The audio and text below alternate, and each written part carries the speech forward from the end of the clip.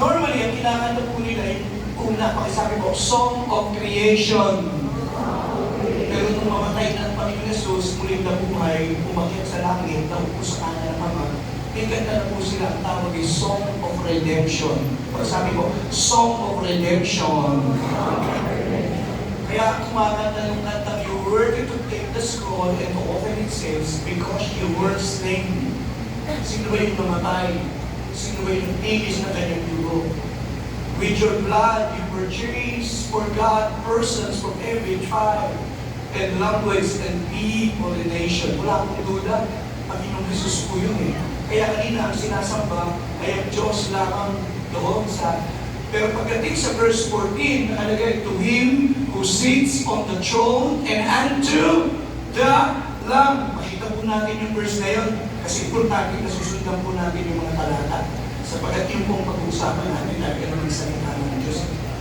Doon po sa verse 14, and the four living creatures said Amen, and they fell down and worshiped. Pero sa 13, ang sabi po, then I heard every creature in heaven and on earth, and under the earth, and on the sea, and that is in them, singing to Him who sits on the throne, and unto the Lamb.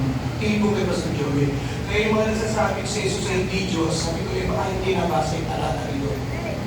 Kasi Jesus ay nakalulong sa kanan ng Ama at sinasamba. Yung pagsamba ay binibigay sa Diyos Ama ay binibigay kay Jesus Christ. So yun po. Pero gusto ko lang po magsimula. Yan po, sinisingin lang natin yung pagsamba. Wala tayong mahabang oras. Kurso po ito pag pag-aaralan natin. Ako po, 20 oras pa lang, pinaaral ko na yan. Eh ngayon, 2026, hindi ko po masabing eksperto po sa subject. Si Pastor Joey, may konti lang alam pagdating sa pagsamba sa kalangitan. And may the Holy Spirit, tulungan tayo na maintindihan. Yung word na worship, ang sabi ko, worship, doon sa kanina binasa natin, dalawang beses pinatin ko yung salitang worship sa naunang mga talata.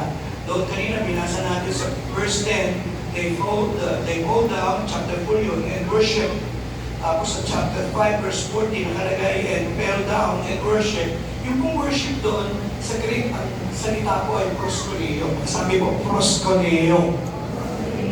Yung po kasi original na pagpasok na proskuneo, to bow down. So sa Bible, ang pagsamba ay pagpapatira pa. To prostrate oneself. Pagka nagpapatira pa, lumuluhod, ibig sabihin, you're giving reverence. So yun po yung nakita ni John sa kalangitan. So yan po yung ating topic for today. Pag-uusapan natin a glimpse of the God we worship at paano siya sambahin. Simulan na po natin ang ating pag-aaral ngayong gabi. Bibilisan ko para hindi po ako mabagal. Haba ka, matutulog yung katabi mo. Ganyan mga hindi pa naman revelation. Number 1, Chapter 4 and Chapter 5 of Revelation, nag-shift po yung focus ng kwento. Mula sa mga churches, na-focus po sa throne of heaven. There is a throne room in heaven kung saan nangyayari po ang mga pagsamba. So nakikita yung trono, and the word throne, pag hindi po ako nagkamali sa kabuuan ng Revelation, it was mentioned at least 38 times. Sa talagang topic po yung throne, and then in Chapter 4, Chapter 5, 11 times kung binanggit ang throne. Sa mga nag-i-interpret, mahalaga yun.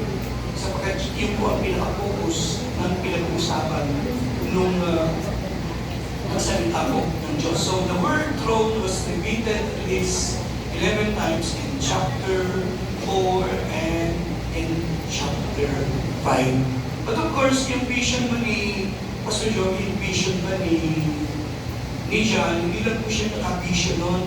Sa lumunti pa pala na vision ng Diyos na upo sa trono, kailangan supportan ng verse. Kasi hindi pwede nagsasalita ka, tapos opinion natin sa verse. Kailangan sinusuportahan natin yung sinasabi natin. Dalawa lang yun, opinion mo, at hindi salita ng Diyos. Dalawa lang ang nag-preach, opinion, at hindi revelation. Pakita natin, 1 Kings 22 verse 19. Sabi doon, I saw the Lord seated on the throne, and all the hosts of the heavens standing beside Him. Yung po, kung nabasa natin, medyo mabagal po yung ating nag-aangayatan. Pero yung mabasa nyo, I saw the Lord sitting on His throne, and all the host of heaven standing beside him. Yun po. So sa lumang tipang pala, may nakakita ng vision.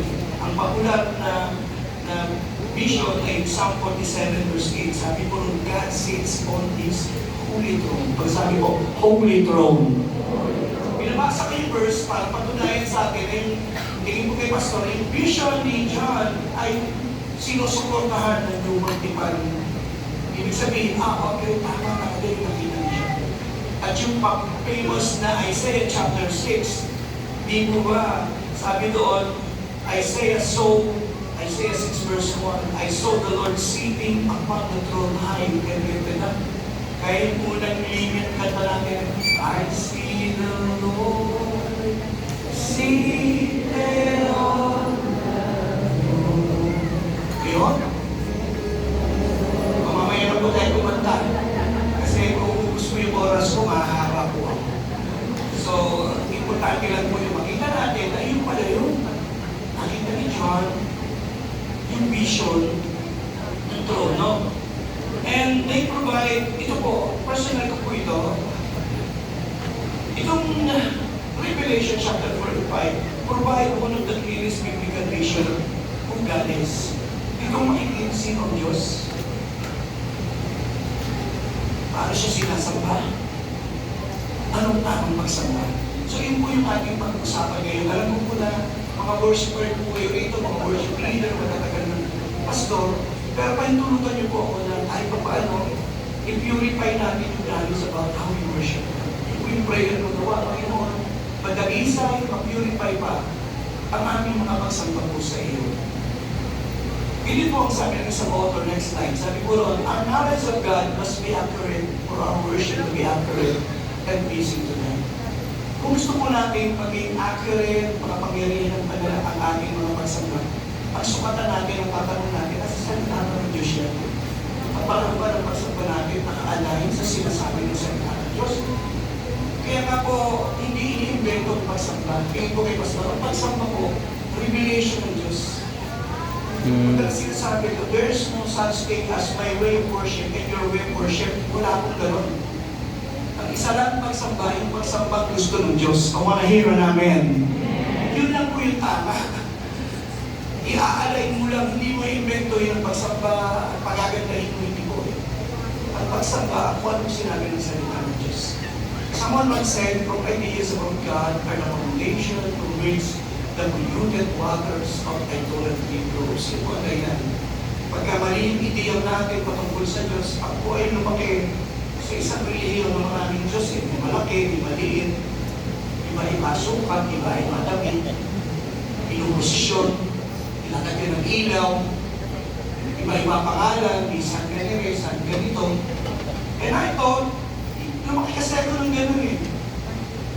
Kaya kung ako'y nakakilala sa Panginoon, naakin ako sa JIL, hindi po ako sanay magtaas ng kamay sa totoo lang. Hindi rin ako sanay kumalakpak. Sanay lang ako lumuhod na tumayo. I don't have much knowledge about God until I got born again. Wala po ako na-open ang puso ko sa salita ng Diyos. Nakilala ko siya. And tinalaman ko na ang Diyos ay nag-aalap ng mga totoong mananamba. John 4:23-24, the hour is coming and hours when the true worshipers will worship the Father in spirit and in truth. Ang Diyos pala hinahanap may mga totoong mananamba. Pakisabi nga sa tabi mo, nakasumpong siya. Nakasumpong siya. Tama ko ba yun? Pakipalapakan nga ito natin ang pag-in heaven. Pastor, paano ba sila sumasamba sa langit? Yun. Medyo ating musisiin, medyo ating sihin. A glimpse of worship in heaven. As I have said, una nakita ni John na may throne. Sabi ko, throne. Doon sila namulod sa throne. Doon sa nakaupo sa trono. Ayun. Sa langit pala may throne. Kaya huwag po kayong magulat na pagpunta niyo sa langit, makikita niyo may throne doon. There's a throne kung saan sila yung center ng pagsamba ng kabuuan ng kalamitan. Kaya nakalagay, the 24 elders fall down before Him who sits on the throne and worship Him who lives forever and ever. Pagsabi ko, and worship Him who lives forever and ever. Una, mapapansin niyo po, pag sa langit ay pakisabi ko, theocentric. Kaya medyo theological lang yung term. Pero ang ibig lang sabihin, ng salitang theocentric, God is the central. God is the focus of worship in heaven. Sa langit, ang pagsamba, isa lang po ang focus, Diyos. At sa kabungan ng Biblia, walang ibang pinasasamba sa Bible, hindi ang Diyos lamang. Sana po may kausap po ako ngayon. Amen. Yun po yun. The throne of God, kaya may trono, ang tinignan po, ang throne stands for the majesty of God. Kaya siya po yung majestic. Siya yung hari ng mga hari. Siya yung mataas. At siya yung, ang tawag po ay kamahalan. Ganun po ang padalas sa Diyos. So, from this context, makikita po natin bakit ang revelation, ang unang pagsamba ay nakapokus sa trono. Kasagutin ko po yung tanong, marami pong sagutin. Gusto po ng Diyos na pagdating sa pagsamba, nakapokus ang ating mata sa Kanya na siya po'y awesome and almighty God. Pagsabi ko, awesome and almighty God. Almighty God. Ang pagsamba sa Diyos lang nakapokus. God is the exclusive focus of worship in heaven. Ang Diyos is at the center. Siya yung pinakatampok sa pagsamba. Wala nang iba. That is the meaning. Pag sinabing theocentric, ang ibig sabihin, ang pagsamba nila ay nakapokus lang sa Diyos. Ang sentro ng kanilang mga awitan at mga papuri, ang attention, singular. God is the exclusive focus of worship. Sa Kanya nakatuon ang mga mata, pagsamba ng mga tao sa kalangitan. Ang worship and glory ng Diyos is undivided, hindi mo nahagip. Kaya kanina kinakata, glory, glory. Nakatuon mo sa Kanya. Walang sino man natatanggap ng kaluwalhatian. There is no competing attractions in heaven. God is the only supreme object of worship. Kung maalala niyo sa Matthew chapter 4, tinukso si Jesus, sabi ni Satan, kung sasambahin mo ako, sabi ng Panginoon Jesus, get behind me, Satan. Worship only the Lord and serve Him.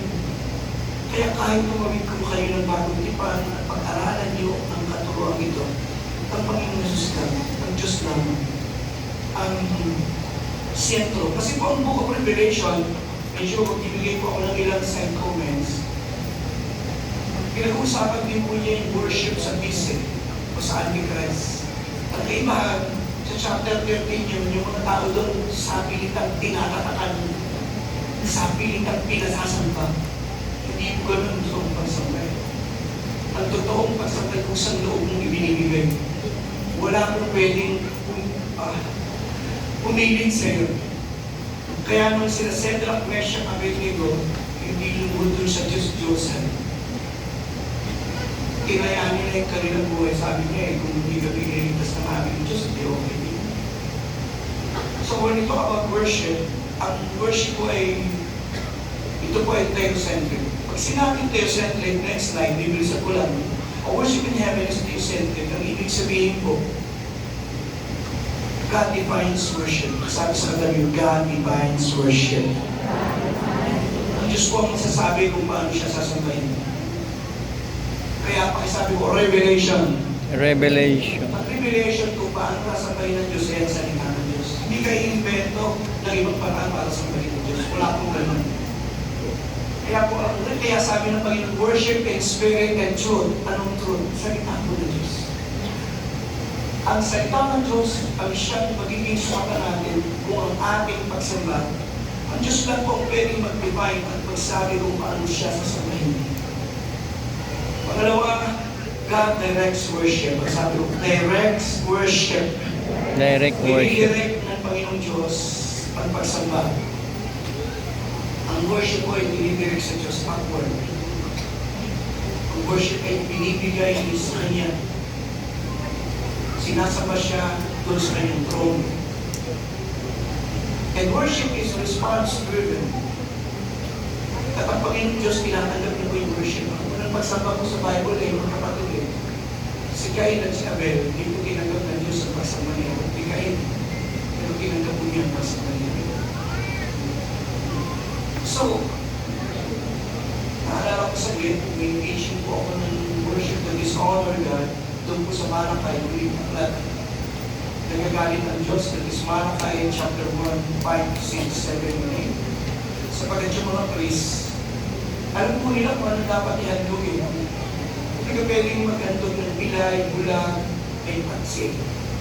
Kaya bago ihandog po yun, ilang araw na pag-aaralan nila kung malinis o maayos. Kasi type ni Jesus Christ yun.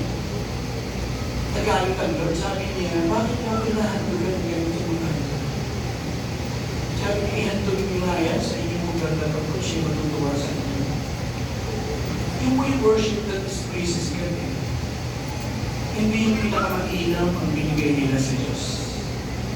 Ngayong gabi, gusto kong pakinggan yung pinakamainam yung palakpak na gusto nyo ibigay sa Kanya. Amen.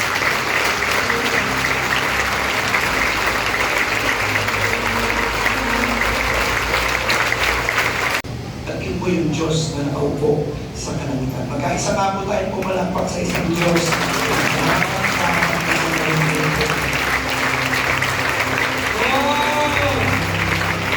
Thank you, Lord.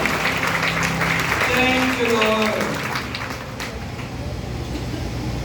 Punta po tayo sa pangalawa. Bibilisan ko lang para hindi mabagal. Ito naman basic. Ito, dapat yung teaching. Nakinig mo lang po ito. Marami na po tayo na mga paalala lang ito. Pangalawang klase ng pagsamba. Ang nasilip ni John. Walang tigil yung pagsamba. Nasaan? Sa verse 8. They do not rest day and night. Kapag samba doon sa langit, tuloy-tuloy. Siyempre, itatanong natin, bakit tuloy-tuloy yung pagsamba sa langit, Pastor? Constant ang kanilang pagpupuli. Ang ibig sabihin po, constant nilang nakikita ang glory ng Diyos. Hindi nila mapigil sa kayo ng Diyos. Sabi nila, yung constant worship is something to do with eternal delight in His presence. Masyado silang galak na galak sa presensya ng Diyos. Pero ito po kayong tanongin. Galak na galak po ba kayo ngayong gabi na nasa presensya kayo ng Diyos? Amen. Ano po pumalakpak at hindi ang mga galak na galak sa presensya ng Diyos?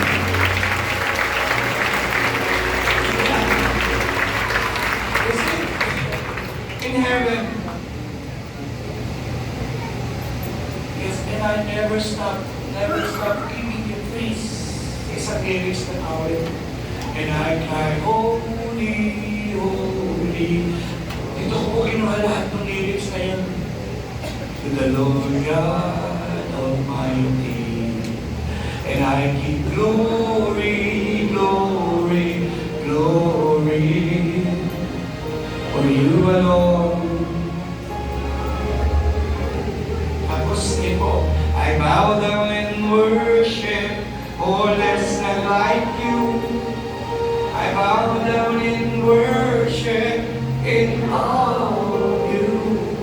And I will, yun, nabubukin ko yung lyrics sa chapter po.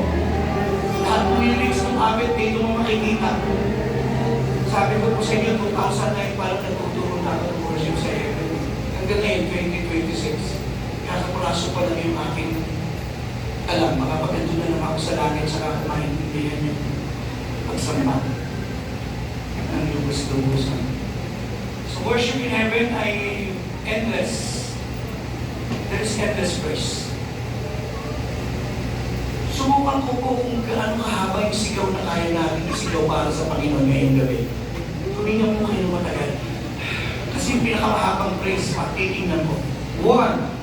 Pinakamahabang sigaw ng hallelujah. 1, 2, 3! Hallelujah!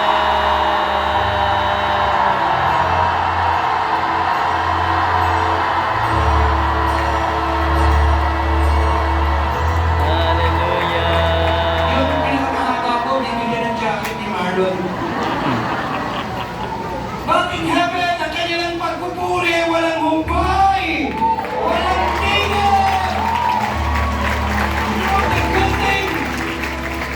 Alam niyo, pakita natin yung verse. Laksa!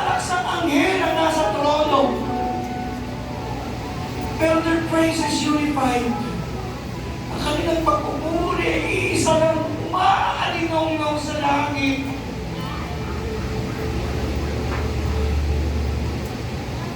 Sabi mo ng salita ng Diyos. Verse 11, chapter 5, Then I looked and heard the voice of many angels. Ano yan eh? Numbering 1,000 upon 1,000. Ilan mo yun? 1,000 upon 1,000. Numbering 10,000 times 10,000. Ilan mo yun? Libo-libong anghel. Milyon-milyong anghel. Ang pagpupuri continuous. Isa lang ang focus ng kanilang pagpupuri, isa lang ang declaration. Ng Diyos ito is worthy. Pag-isabi ko, worthy. Worthy. Ang mga anghel, isa lang ang sinisigaw, worthy, worthy, worthy are you, Lord. To receive power, glory, honor, and praise. Continuous. Basta Joey, why? Because ang kabanalan ng Diyos mo kasi hindi magtatapos eh. God's holiness is eternal. God's power is unending.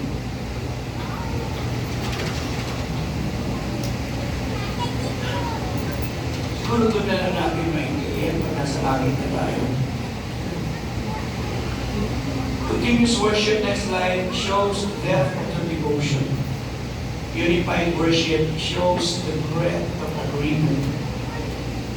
Ano po yung perfect picture ng pagsamba? Kanina yung ating hallelujah na faith, kinapos. Basta namin ang mga pagpupuri at pagsamba ay hindi nagwawakas. And I will never stop giving you praise. And I cry holy.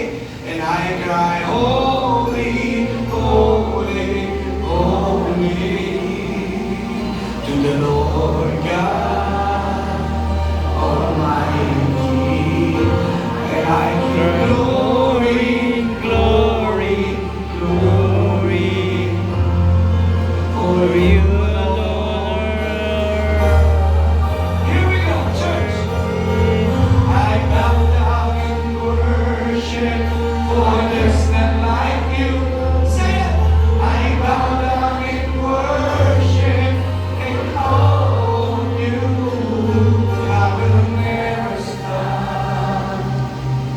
Never stop. Yes, I will Never stop. Never stop. and I will never stop. Never stop. So this is Praise. and I cry, holy, holy, holy to the Lord God Almighty. Glory, glory, glory Glory. for you, Lord. For you alone are worthy. I bow down in worship.